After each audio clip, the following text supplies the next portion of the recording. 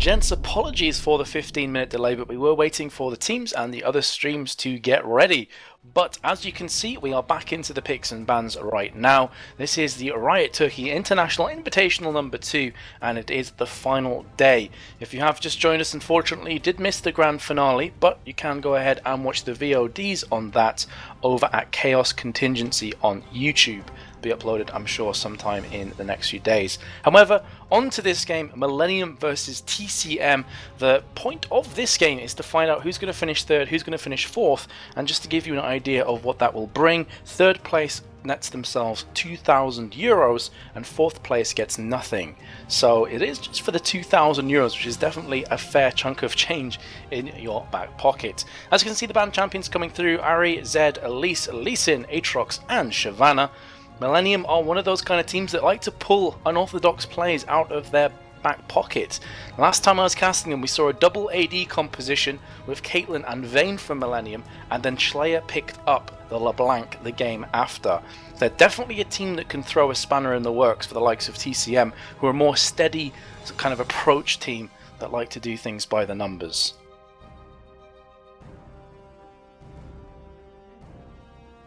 So, that first pick is going to be Renekton, which is a champion that is seeing a lot of play now. Is one of the top tier, top laners, because early game is very strong, mid game is very strong, and late game does fall off a tiny bit, but by that point, very tanky, and with the Dominus up is still extremely scary for the likes of your AD and AP carries to contend with. Over to TCM, Neuroterador and Koi. We have seen quite a few new lock-ins for Neuroterador and also Shyvana. This time it's actually been banned away from TCM, which is quite interesting. Koi, of course, is their top laner. Seen him picking champions like Aatrox, Jax, Shen, all of which are not available because Aatrox has been banned, but Shen and Jax would be if he so chooses. Not too sure what he'll play against Renekton though, and with 3 seconds they yet to lock anything in. There we go, they're going to be taking their Caitlyn and also the Jarvan for Neuroterador in the jungle.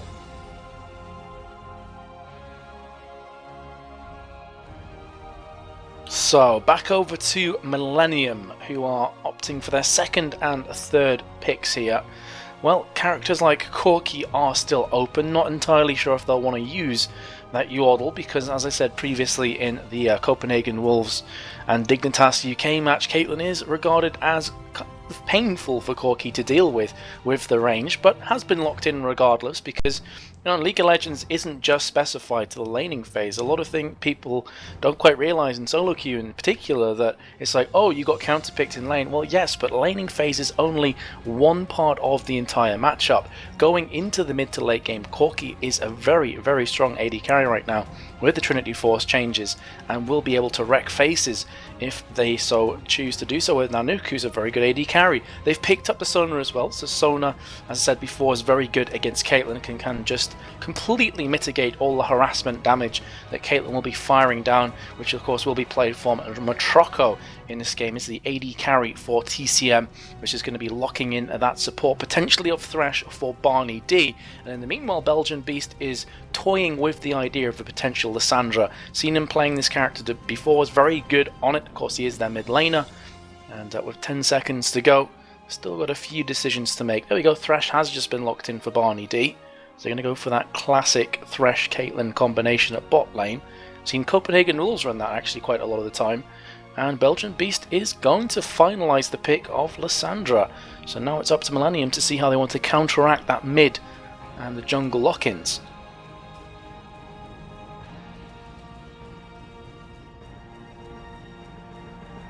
Yeah, some people are asking in chat, where is JWoww?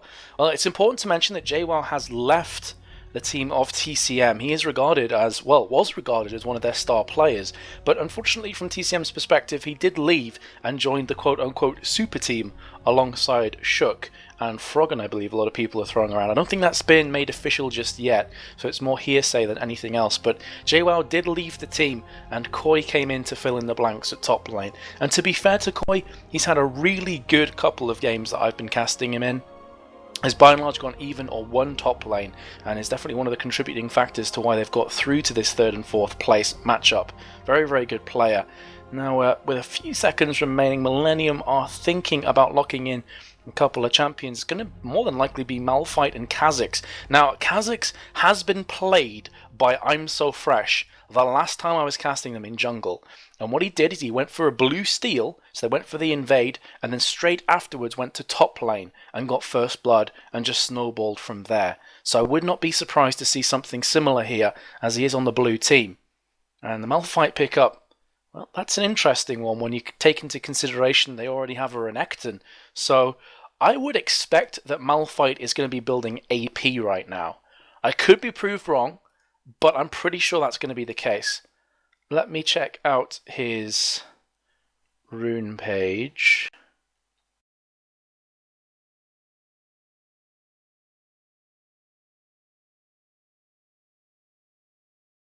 Sorry about this, I'm just checking the rune pages and for some reason it's lagging for me. It's always good.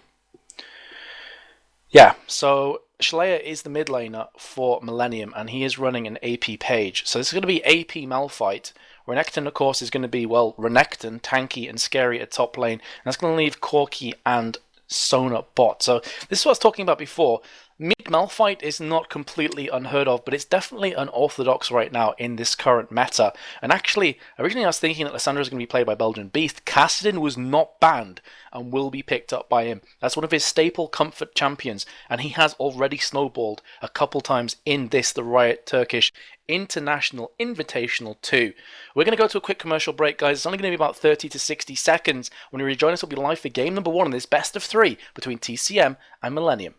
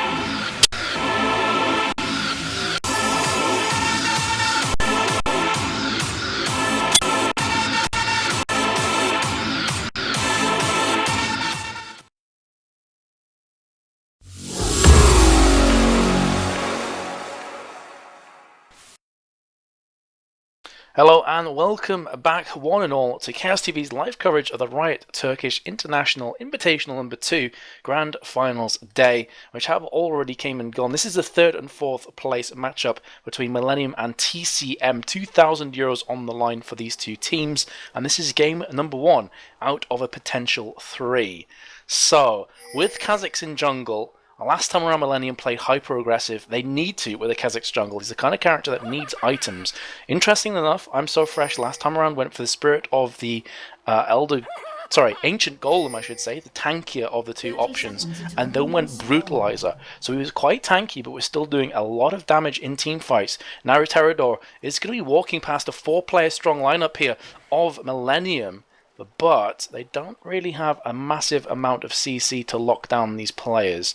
If it had been the other way around and Barney D was lurking in the shadows, he could have fired out a death sentence and went on from there. But Millenium are biding their time. They're coming in for a belated invade. Renekton has shown himself, and now they're going all in. That's a bit of an unfortunate turn of events from Doigby. Because of the pathfinding, he had to walk out of the bush, then go back in there. And that's when Koi saw him and instantly started to back away. So a sneaky approach, not quite paying out for Millenium.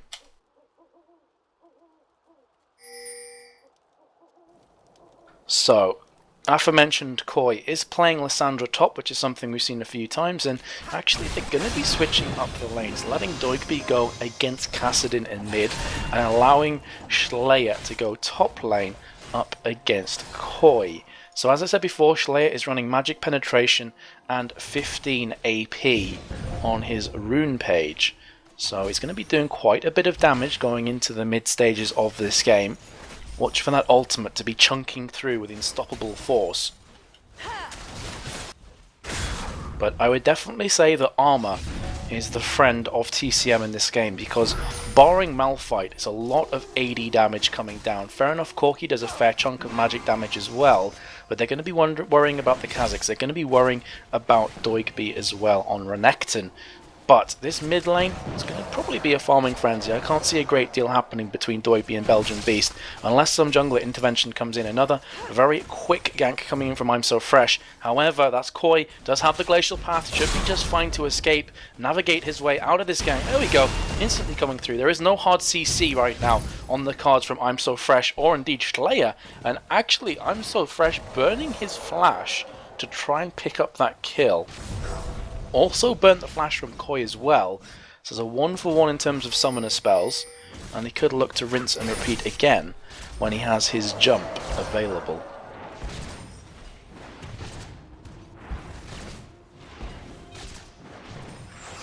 So let's have a look at bot lane. As I said before, this classic combination of duo lanes. Corki Sona, something you see a lot against Caitlyn and Thresh, something you see plenty of times as well. Right now, 14 to 10 in CS, no big difference between the two AD carries. And that being said, though, Matroco and Barney D have put down a bit of hurt on this tower, so they are just going to be pushing this lane constantly, and this is going to put I'm So Fresh in two minds. He can either try and gank Koi at top again without flash, or try and pick up a kill on this bot lane of TCM, who are constantly pushing and putting themselves in a vulnerable position. That being said, though, they do have a ward down in the tri-bush, so if Kazakhs comes through, they will see him in enough time to pull themselves back. And without any wards in the bottom bushes here from Millenium, Naruterador is going to be able to get a gank off if Corki and Sona push aggressively. He's going to have to be patient, though. It's going to be a few moments here before the lane pushes out. Question is, are Millenium going to bite? Is this bait going to be strong? Looks likely. Here comes a death sentence and the flag and drag from Naruterador. Burns out the flash from Diode almost instantly, but does manage to survive in the bot lane.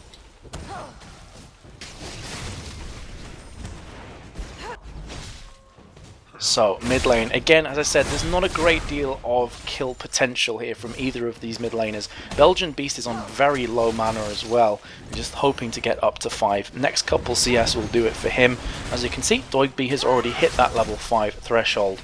Meanwhile, at top lane, Koi and also Schleyer are batting heads. This is the biggest discrepancy on the board thus far, 39 to 25 CS. Mid is pretty much looking pretty bad. Right, actually, they're going to go for the tower dive and get the free kill, the first blood. Schleyer flashing up red as a result. I did not expect that kind of burst damage to come down, but they do finally get the man. Here comes Naruterador from the side though. Can he stop this recall from Schleyer? Yes, he can. Will pick up the kill as well, getting himself to level 5. Now I'm So Fresh is in a bit of a scary position as Belgian Beast is coming up from the side right now. However, he does have his leap off cooldown, jumps through on the Baron, which hasn't spawned just yet, and will manage to get away. So a 1-for-1 trade, but the first blood going into the hands of Schleyer.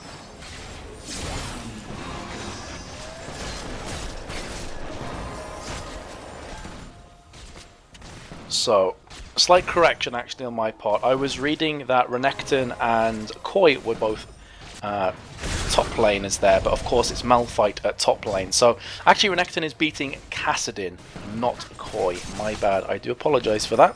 But regardless, still the CS tells the tale right now. First blood going into the hands of Millenium. So Schleier's coming back to lane with double Doran's ring, and also the Boots of Speed alongside his Crystalline Flask. So he's going to be able to stay in lane for a pretty long time. It's difficult to burn down a Malphite when his passive keeps coming back up, the Granite Shield.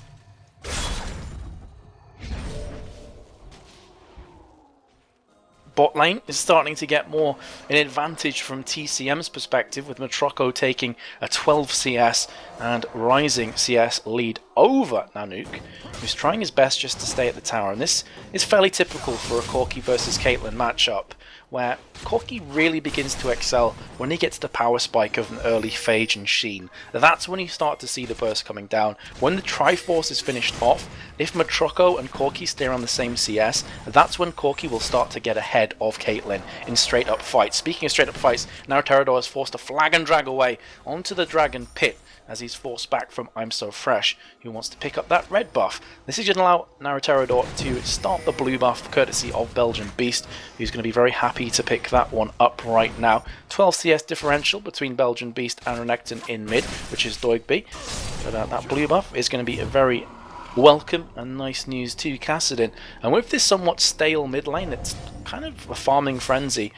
Can't really blame him for picking up the early tier of the Goddess. Doesn't feel particularly threatened by Doigby, so in turn it's just going to be stacking up the tier to go into the Seraph's Embrace later on into the game. I actually don't feel this is necessarily a terrible position for Belgian Beast to be in. Because he's under no real threat and Renekton's not the quickest of tower pushes, this could allow Belgian Beast to start roaming very shortly when he gets a couple more items, or potentially if he sees a threat on the horizons in one of these lanes to just counter gank and make that their own. It's one of the main strengths of Kassadin, and actually looks like he's going to start to do that right here, right now. Going into the race, has walked over a ward, and is going to start to play a bit more aggressive. And this is where Renekton doesn't really match up with Kassadin. He doesn't have the same amount of maneuverability to get into lanes, and his ganks aren't really as scary as a Kassadin when he starts to get a few items up. Top lane, though. Can see that I'm So Fresh is on the prowl, will be knocked into the air with unstoppable force. Here comes Kassadin, Kha'Zix I should say as well, and they do pick up that kill. I'm So Fresh putting that one in his back pocket, so has double buffs and the kill as well, and they're really looking to punish Koi here at the top lane, who's already been ganked 3 or 4 times. Pretty brutal from his perspective.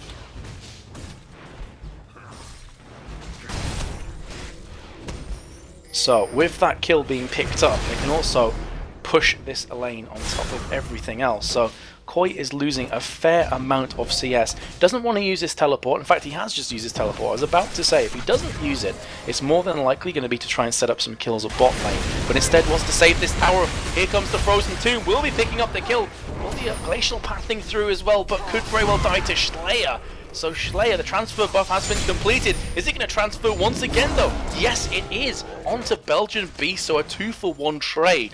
And honestly, TCM are going to be very happy with that, because not only is it a 2-for-1 trade, but Kassadin picked up a kill and the double buffs. And as I said before, Doigby doesn't have the greatest amount of tower pushing capabilities.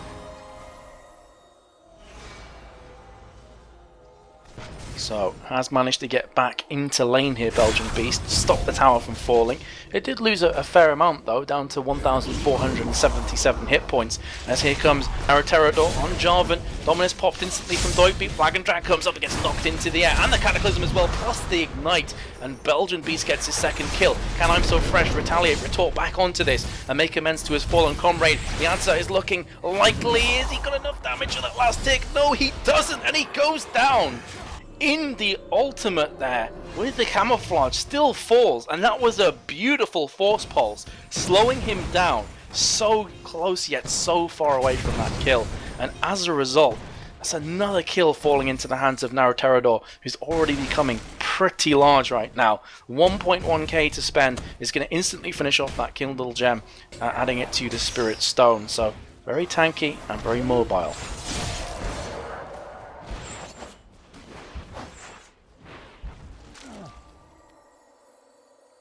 Alright, I am hydrated once again.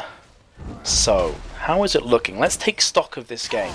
Let's try and figure out who is the happier of the two teams. Only 400 gold is in it. That could quickly become 1.4k because the dragon has started from TCM. And they are going to be picking this one up very quickly. Doigby's in position, but That's a 4 versus 1 situation. That's not the greatest of places to be in, and that is going to be a free dragon. And because of Doigby moving towards the dragon, he lost a good 2 or 3 seconds on attacking this mid tower, and in doing so is not able to pick it up. Malphite's in no position as well to really do a great deal. Maybe they're going to try and force a fight, but I just don't feel it's on the cards. How are you going to unstoppable force a Kassadin when Belgian Beast just needs to rift walk and you're completely gone? Bot lane actually, Caitlin's flashing up red, Matroka will be falling down. Can they pick up the second kill on Barney D, who's very, very tanky and still pretty healthy? A plethora of ultimates were burnt in the process. Now both the junglers are batting heads. In fact, it's not the jungler, it's Slayer up against Naruterador. And Belgian Beast coming around from the side. Glacial Path and the Frozen Tomb as well on Slayer. Look at that burst damage. Unstoppable Force goes in. It's too little too late from the perspective of Millenium though. Doiby's going to try and come and pick up the pieces. They don't have enough damage, and Belgian Beast is able to just completely shred through Kha'Zix. Yes, they get the shutdown goal, but that's a 2-for-1 trade. And Koi will be ringing of frost on Doigby, who has to pull back. So TCM keep coming this player ahead in each of these trades. Bot Tower's taking a pasting though, and because Kha'Zix has been spending so much time at top and mid, it's kind of made Jarvan have to do the same thing. And therefore, even though it was looking pretty precarious for Corki and Sona a few moments ago, they've managed to push this lane super hard off the back of that kill that they managed to pick up on Matroco. Just goes to show the ebbs and flows of League of Legends duo lanes at bot. One play can change everything in a heartbeat. And if it wasn't as bad before, as I mentioned previously, once Corki starts to get the Phage and the components of Sheen, he's going to come back and do a lot more damage and be much more of a threat to Caitlyn and also Barney D.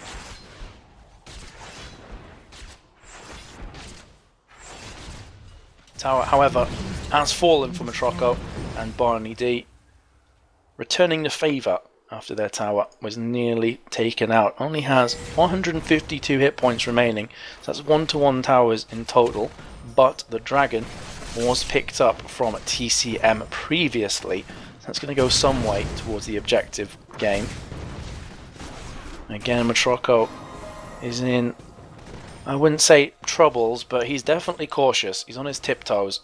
Realizes if Death Sentence lands, if Crescendo lands in a 1 versus 2 situation, it's pretty much lights out for him. There's not a great deal he can do, and it is just about off cooldown as well.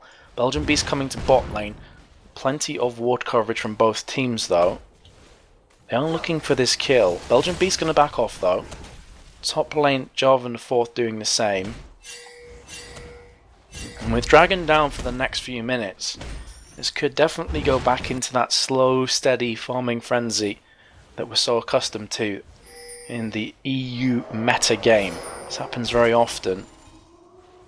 Doigby's coming to top, but Koi should be fine. Has Flash, has Frozen Tomb, has Glacial Path, all available. And with Naruterador here, that would be a bad move from Millenium. In fact, they're going to look to engage on Slayer, who's taking a lot of damage. Remember, he is magic damage right now, so he's not that normal tanky.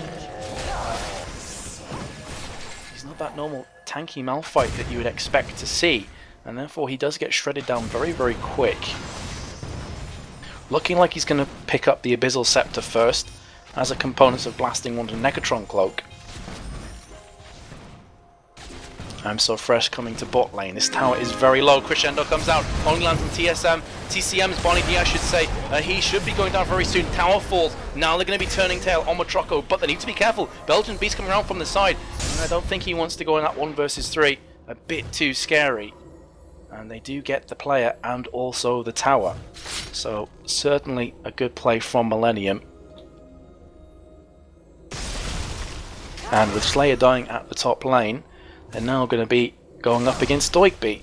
This tower's on about 50% hit points, and Doigby should be okay. He's pretty big.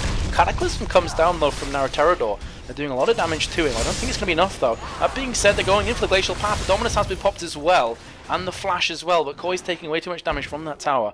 And as expected, I just didn't feel they had the amount of damage required to pick up the Angry Crocodile, especially when it's a Spirit Visage. So he's mitigating a lot of that damage. Mid lane though, and Slayer are just auto-attacking each other to the heart's content. Again, not a great deal of chance at a kill dropping there.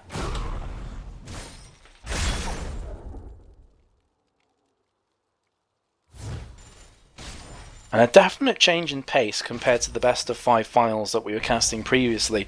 Copenhagen Wolves and Team Dignitas have a very unique style in the sense that they're high snowballing, high aggressive teams. They like to make plays, they like to try and push objectives as much as possible. TCM Millenium, they definitely have that in their back pocket to pull out, but they're also content with just farming up. And that's kind of the way that the champions have felt as well. The Belgian Beast, yes, he's roamed, but by and large he's been free to farm in that mid lane, and he's been pretty happy to do so. And it's paid out for him, 3, 1 and 2, Rod of Ages and also the Tear of the Goddess. Meanwhile, Caitlyn's coming up to mid lane. He'll be looking to put down some hurt on this mid tower. 3 versus 1 situation.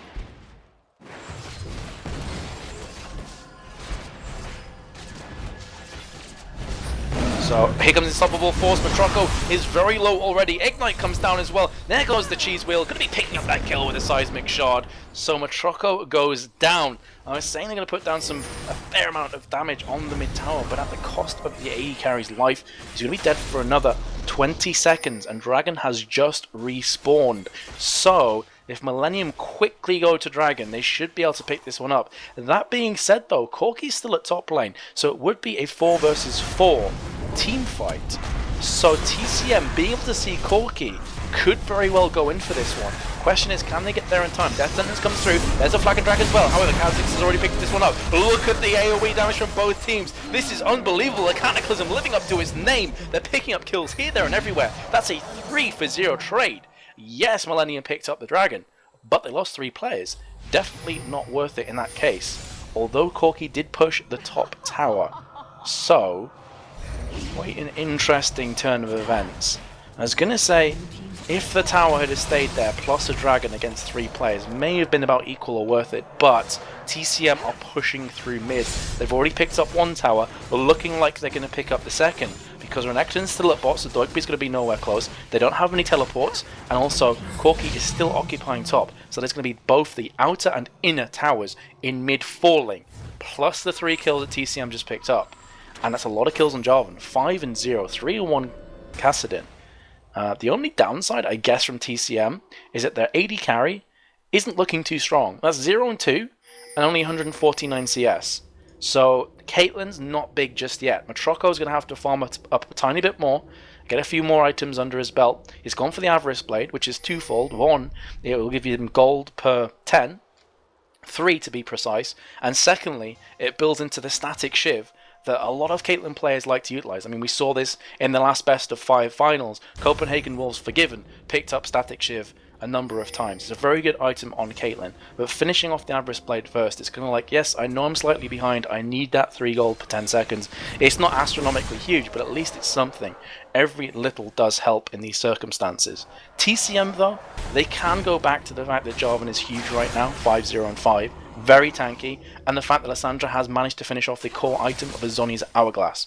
Double invulnerability, lots of damage, and I said before, armor will be the friend right now of TCM. So again, very good pickup from both Azoni's Hourglass courtesy of Lissandra and also the Locket of the Iron Solari on Jarvan, who could afford one very quickly. Speaking of Jarvan, he's coming to top lane. This second tower is taking a lot of damage. Doipy's trying his best with Dominus to make some plays. Here comes the Flag and Dragon, and meanwhile, Unstoppable Force well from Slayer. Ace in the hole is going to come through again. Very squishy. Malfoy will be insta-gibbed. Double kill as well for Caitlyn. So I'm talking about needing to get back into this game. That's the best way of doing so. Picking up a double could very well transition into a triple. And here comes the massive damage. 5 and 1 trade in TCM's favour with just Koi falling. That's the power of Azoni's Hourglass. And that's the power of picking up important items at the right time and then using them. And now they can actually transition into Baron. Yes, it's 20 minutes. Yes, Baron's going to hurt. But the simple fact is, all 5 players of Millenium are dead. And Matroco, I did see that failed 90 caliber net, but it's okay, dude. You're Caitlyn. You can attack from outside of Baron Cave. However, doesn't want to attack outside of Baron Pit because the rest of his team are very low, so they need to switch up the aggro. They should be able to do this. Baron's doing a lot of damage though, but a 21-minute Baron is huge in terms of how much effective gold it gives you with all the stats, the regen, the AD, the AP. It's just so huge on their team. That's not even taking into account the gold that you pick up from Baron. So it's just gone from bad to worse from Millenium. They're not out of this game just yet. That fight did not work out for them. Jarvan is just way too big, was absorbing so many abilities and ultimates to the face, and just didn't seem to care. And this is one of my worries, that allowing Kassadin to go mid and not really putting down a lot of pressure on him allows him to roam, allows him to get a bit of farm. Yes, 128 is not great, but with all the kills that have been going down, it's kind of, it's not a fair number to look at. It's not very representative of how this game has been going. The important part is that he has 4 kills and 9 assists. That's the important part here. Well, Dayoud's going to die. It's not a great deal I can really do to commentate that. Caught out of position and just absolutely crushed.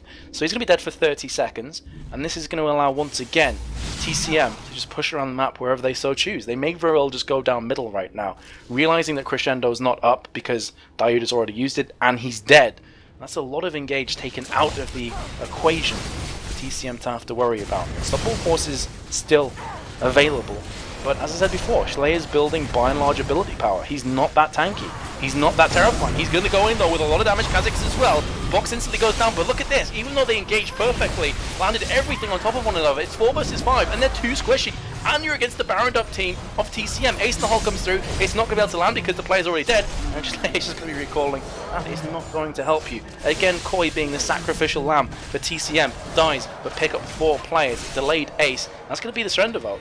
Can't really blame Millenium. They were so far behind after those last 2 team fights. With a Baron up team, they were going to lose at least a Nexus Tower, possibly the game from there. Either way, GG well played to both teams. First blood in this best of 3 going into TCM's hands. They just need to win one of the next 2 games to take it home and get that €2,000. We're going to find out if they can manage to do that right after this short